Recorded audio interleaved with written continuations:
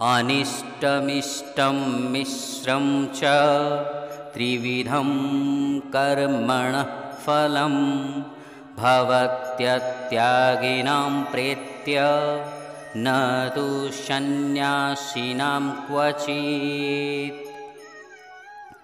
बंधुगण, मृत्यु परे आत्मा को तीन प्रकार फल मिलता है। प्रथम इष्टम बा स्वर्गलोकर सुखकर अनुभूति, द्वितीय अनिष्टम बा नर्कलोकर दुखदायक अनुभूति एवं तृतीय मिश्रम अर्थात पृथ्वी रे मनुष्य रूपरे मिश्रित फल। जो माने पुण्य कर्म करिथांती तांको पुरस्कार स्वरूप स्वर्गलोक मिलता है। जो माने पाप कर्म करिथांती से माने निम्न लोकरे जन्म ग्रहण होइथांती एवं जो माने उभयर मिश्रित कर्म करिथांती से माने मनुष्य लोक को फेरी आसीथांती।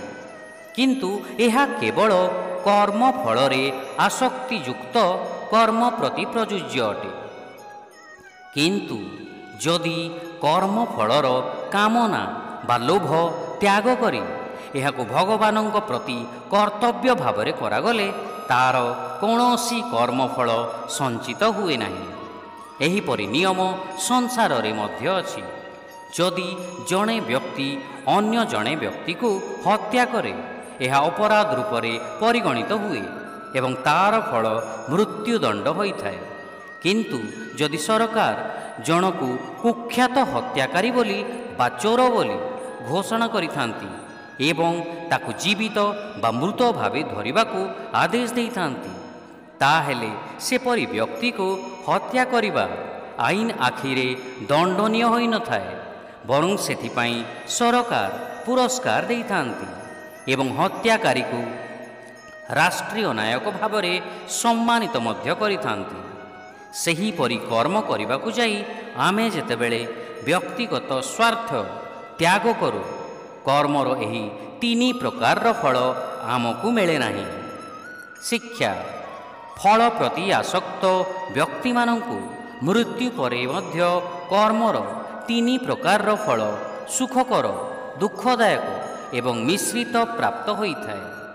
किंतु जो माने तांकर कर्म फल त्याग करिथांती तांकु एई जन्मरे किंबा पर जन्मरे सेपरि फल मिले न थाए।